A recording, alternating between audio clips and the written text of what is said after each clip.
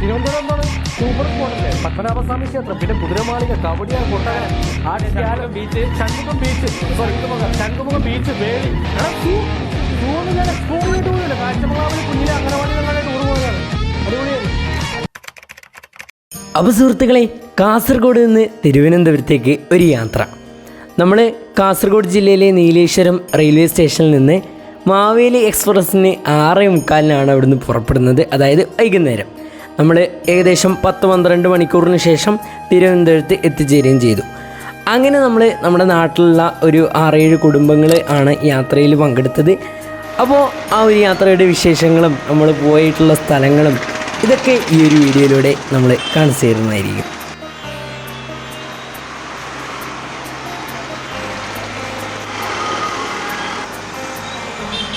പുതിയ ദേശാഭിമാനി ബിൽഡിങ്ങിന് ഓപ്പോസിറ്റായിരുന്നു നമ്മുടെ എല്ലാവരുടെയും റൂമുണ്ടായിരുന്നത്.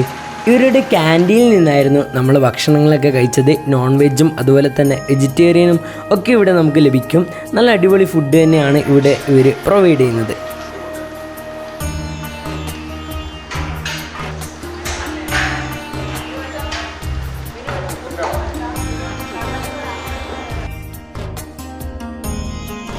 അങ്ങനെ രാവിലത്തെ ഭക്ഷണം കഴിച്ചതിന് ശേഷം സൗന്ദര്യത്തിലും മഹത്വത്തിലും പേരുകേട്ട ഇന്ത്യയിലെ 108 പവിത്രമായ വിഷ്ണു ക്ഷേത്രങ്ങളിലൊന്നായ ശ്രീ പത്മനാഭസ്വാമി ക്ഷേത്രത്തിലേക്കാണ് നമ്മുടെ അടുത്ത യാത്ര എന്ന് പറയുന്നത്. തിരുവനന്തപുരം റെയിൽവേ സ്റ്റേഷനിൽ നിന്ന് നടന്നിട്ടും അല്ലെങ്കിൽ നമുക്ക് ടാക്സി വിളിച്ചൊക്കെ ഈ ഒരു ക്ഷേത്രത്തിലേക്ക് പോകാവുന്നതാണ്. അത്ര ദൂരം മാത്രമേ റെയിൽവേ സ്റ്റേഷനിൽ നിന്ന് ക്ഷേത്രത്തിലേക്ക് വരുന്നുള്ളൂ. അനന്തൻ എന്ന നാഗത്തിൻ്റെ പുറത്ത് ലക്ഷ്മി ദേവിയോടൊപ്പം ശയിക്കുന്ന മഹാവിഷ്ണു ഭഗവാനാണ് ഏറ്റവും പ്രധാനപ്പെട്ട പ്രതിഷ്ഠ എന്ന് പറയുന്നത്. പത്മനാഭസ്വാമിയെ കൂടാതെ ഉഗ്രമൂർത്തിയായ തെക്കേടത്ത് നരസിംഹമൂർത്തി, തിരുവമ്പാടി ശ്രീകൃഷ്ണസ്വാമി എന്നിവർക്കൊപ്പം തുല്യ പ്രാധാന്യത്തോടെ പ്രതിഷ്ഠകളും ഇവിടെ നടത്തുന്നുണ്ട്. ക്ഷേത്രത്തിന് ചുറ്റുമുള്ള കോട്ടമതിലിൻ്റെ കിഴക്കേ കോട്ടയുടെ വാതിലിന് അഭിമുഖമായാണ് ക്ഷേത്രത്തിൻ്റെ പ്രധാന ഗോപുരം സ്ഥിതി ചെയ്യുന്നത്. ദ്രാവിഡ ശൈലിയിൽ നിർമ്മിച്ച ക്ഷേത്രത്തിൻ്റെ ഈ പ്രധാന ഗോപുരം തിരുവനന്തപുരം നഗരത്തിൻ്റെ തന്നെ മുഖമുദ്രകളിലൊന്നാണ്. ശ്രീ പത്മനാഭസ്വാമി മാത്രം വിഷ്ണു ഭക്തനായിരുന്ന തിരുവിതാംകൂർ രാജാവ് അനിഴം തിരുനാൾ മാർത്താണ്ഡവർമ്മ രാജ്യം ഭഗവാന് സമർപ്പിച്ച രേഖകളാണ് തൃപ്പടിദാനം എന്ന് അറിയപ്പെടുന്നത്. ഇതിനെ തുടർന്ന് തിരുവിതാംകൂർ രാജ്യത്തിലെ ഭരണാധികാരികൾ പത്മനാഭദാസന്മാർ എന്ന പേരിൽ അറിയപ്പെട്ടു. തിരുവനന്തപുരത്ത് പത്മനാഭസ്വാമി ക്ഷേത്രത്തിൻ്റെ തെക്ക് കിഴക്കു ഭാഗത്തായി സ്വാതി തിരുനാൾ രാമവർമ്മ പണിതീർത്ത ഒരു കൊട്ടാരമാണ് കുതിരമാളിക എന്നറിയപ്പെടുന്ന പുത്തൻ മാളിക കൊട്ടാരം. 19-ാം നൂറ്റാണ്ടിൻ്റെ മധ്യകാലഘട്ടത്തിൽ സ്വാതി തിരുനാൾ മഹാരാജാവ് ഭരണത്തിൽ വന്നു. ഇതേ കാലഘട്ടത്തിൽ, അതായത് 1840-ൽ സ്വാതി തിരുനാൾ പണി കഴിപ്പിച്ച കൊട്ടാരമാണ് പുത്തൻ മാളിക കൊട്ടാരം അഥവാ കുതിരമാളിക. കൊട്ടാരത്തിൻ്റെ മുകളിലത്തെ നിലയിൽ പുറമേ തടിയിൽ 122 കുതിരകളെ വരിവരിയായി കൊത്തിവെച്ചിട്ടുണ്ട്. അങ്ങനെയാണ് 22 ഏക്കർ സ്ഥലത്ത് നിൽക്കുന്ന ഈ കൊട്ടാരത്തിന് കുതിരമാളിക എന്ന പേര് വന്നതും. അടുത്ത നമ്മുടെ യാത്ര എന്ന് പറയുന്നത് 1857 സ്ഥാപിക്കപ്പെട്ടതും കേരളത്തിലെ തന്നെ ഏറ്റവും വലിയ മൃഗശാലയുമായിട്ടുള്ള തിരുവനന്തപുരത്തെ മൃഗശാലയിലേക്കാണ്. പക്ഷി മൃഗാദികളെ അതിൻ്റെ സ്വാഭാവിക ചുറ്റുപാടിൽ സംരക്ഷിക്കുന്നതിനാൽ അവയുടെ ജീവിത രീതികളെക്കുറിച്ച് എളുപ്പത്തിൽ മനസ്സിലാക്കാൻ സന്ദർശകർക്ക് അവസരം ലഭിക്കുന്നു. തിരുവനന്തപുരം റെയിൽവേ സ്റ്റേഷനിൽ നിന്നും KSRTC ബസ് സ്റ്റാൻഡിൽ നിന്നും ഏകദേശം 4 കിലോമീറ്റർ അകലെയായിട്ടാണ് മൃഗശാല സ്ഥിതി ചെയ്യുന്നത്. 50 ഏക്കർ വിസ്തൃതിയിലാണ് തിരുവനന്തപുരം മൃഗശാല സ്ഥിതി ചെയ്യുന്നത്. ഇന്ത്യൻ വംശജരും വിദേശ വംശജരുമായിട്ടുള്ള ഏകദേശം 75ഓളം ജീവജാതികൾ ഇവിടെയുണ്ട്. സിംഹവാലൻ കുരങ്ങ്, കരിങ്കുരങ്ങ്, വരയാട്, കാണ്ടാമൃഗം, സിംഹം, കടുവ, വിവിധയിനം മാനുകൾ, സീബ്ര, കാട്ടുപോത്ത് തുടങ്ങിയ മൃഗങ്ങളും വിവിധയിനം പക്ഷികളും ഉരകങ്ങളുമാണ് ഇവിടുത്തെ അന്തേവാസികൾ.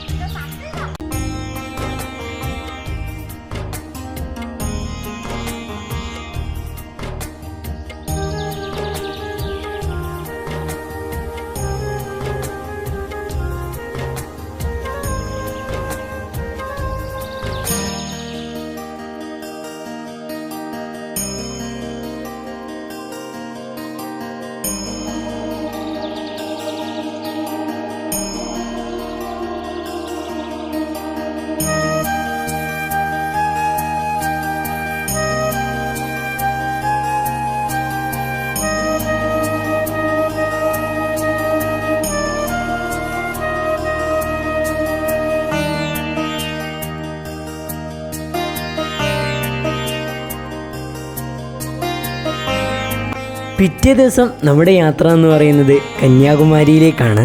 തിരുവനന്തപുരം റെയിൽവേ സ്റ്റേഷനിൽ നിന്ന് കൃത്യം 9:10 കന്യാകുമാരി എക്സ്പ്രസ്സിലായിരുന്നു യാത്ര.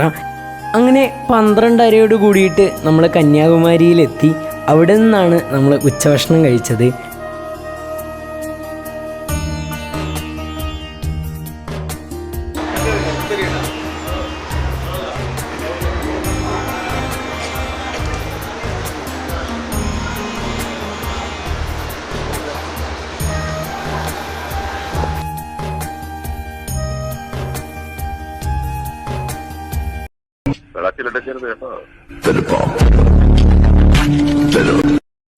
അതിനുശേഷം നമ്മൾ പോയത് വിവേകാനന്ദ പാറയിലേക്കാണ്. ഇന്ത്യയുടെ തെക്കേ അറ്റത്ത് കന്യാകുമാരിയിലുള്ള വാവദറെ മുനമ്പിൽ നിന്ന് 500 മീറ്ററോളം അകലെ കടലിൽ 2 പാറകളിൽ ഒന്നായിട്ടാണ് വിവേകാനന്ദ പാറ സ്ഥിതി ചെയ്യുന്നത്. വിവേകാനന്ദ സ്വാമികൾ കടൽ നീന്തി കടന്ന് 1892 ഡിസംബർ 23, 24, 25 എന്നീ 3 ദിവസങ്ങളിലായിട്ട് ഇവിടെ ധ്യാനം നടത്തിയിരുന്നു. വിവേകാനന്ദ സ്വാമികളുടെ സ്മരണാർത്ഥം ശ്രീ മന്നത്ത് പത്മനാഭൻ പ്രസിഡന്റും ശ്രീ ഏകനാഥ റാനഡെ സെക്രട്ടറിയുമായുള്ള വിവേകാനന്ദ പാറ സ്മാരക സമിതിയാണ് സ്മാരക നിർമ്മാണത്തിനായിട്ട് പ്രയത്നിച്ചത്. 1970 സെപ്റ്റംബർ 2 അന്നത്തെ ഇന്ത്യൻ പ്രസിഡന്റായിരുന്ന ശ്രീ വി ഗിരി ഈ സ്മാരകം രാഷ്ട്രത്തിന് സമർപ്പിച്ചു. അതുപോലെ ഇവിടെ കാണുന്ന തിരുവള്ളുവരുടെ പ്രതിമ കന്യാകുമാരിയിലെ പ്രധാന ആകർഷണങ്ങളിൽ ഒന്നാണ്.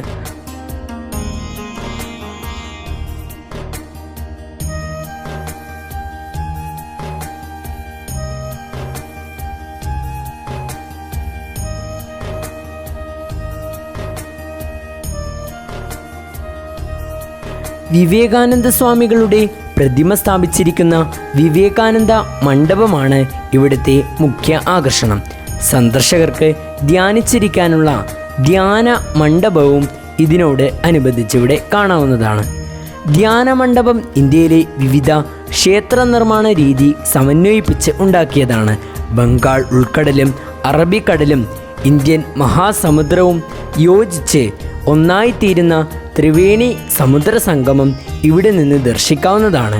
വിവേകാനന്ദ മണ്ഡപം, ശ്രീപാദ മണ്ഡപം എന്നിവയാണ് പാറയിലുള്ള മുഖ്യ 2 നിർമ്മിതികൾ. പിന്നീട് നമ്മൾ പോയത് പഴവങ്ങാടി ഗണപതി ക്ഷേത്രത്തിലേക്കാണ്. തിരുവിതാംകൂറിൻ്റെ തലസ്ഥാനമായിരുന്ന പത്മനാഭപുരത്ത് വച്ചാണ് തിരുവിതാംകൂർ കരസേന രൂപം കൊണ്ടത്. അതിലെ ഒരു അംഗത്തിന് അടുത്തുള്ള പുഴയിൽ നിന്ന് ഒരു ഗണപതി വിഗ്രഹം കിട്ടി. അദ്ദേഹം മറ്റ് സൈനികരും ചേർന്ന് ആ വിഗ്രഹം ആരാധിച്ചു പോന്നു.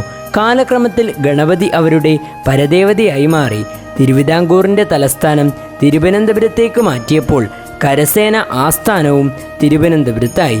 തുടർന്ന് ഗണപതിക്കൊരു ക്ഷേത്രം പണിയണമെന്ന് ആഗ്രഹിക്കുകയും ചെയ്തു.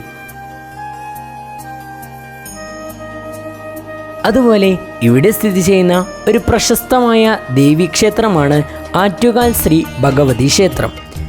തിരുവനന്തപുരം നഗരിയിലെ കിഴക്കേക്കോട്ടയ്ക്ക് സമീപം കരമനയാറിൻ്റെയും കിള്ളിയാറിൻ്റെയും സംഗമ സ്ഥലത്ത് ശില്പചാരുതയാൽ മനോഹരമായ ഈ ഭഗവതി ക്ഷേത്രം നിലകൊള്ളുന്നു.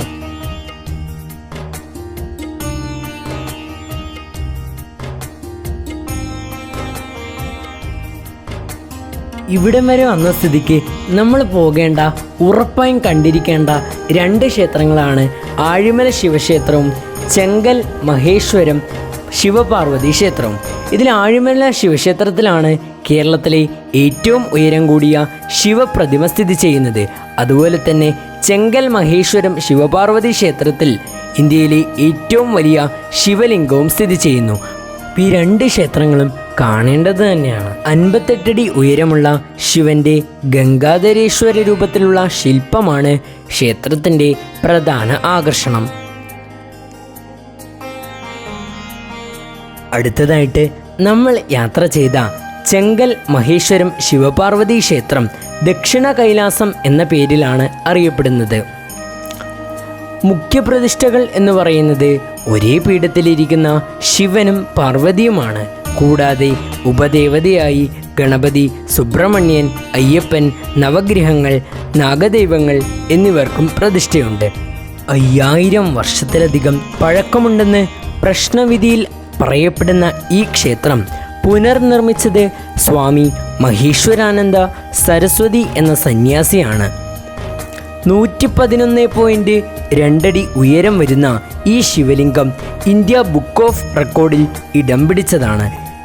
ഈ മഹാശിവലിംഗത്തിനകത്ത് 7 നിലകളിലും അവയിൽ ഓരോന്നിലുമായി ഓരോ ധ്യാന ഹാളും പണി കഴിപ്പിച്ചിട്ടുണ്ട്.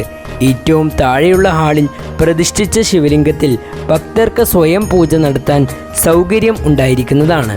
ഏറ്റവും മുകളിലെ നിലയിൽ കൈലാസപർവ്വതത്തിൻ്റെ ഒരു പ്രതീതിയുമാണ്. ശിവരാത്രിയാണ് ക്ഷേത്രത്തിലെ പ്രധാന ആഘോഷം.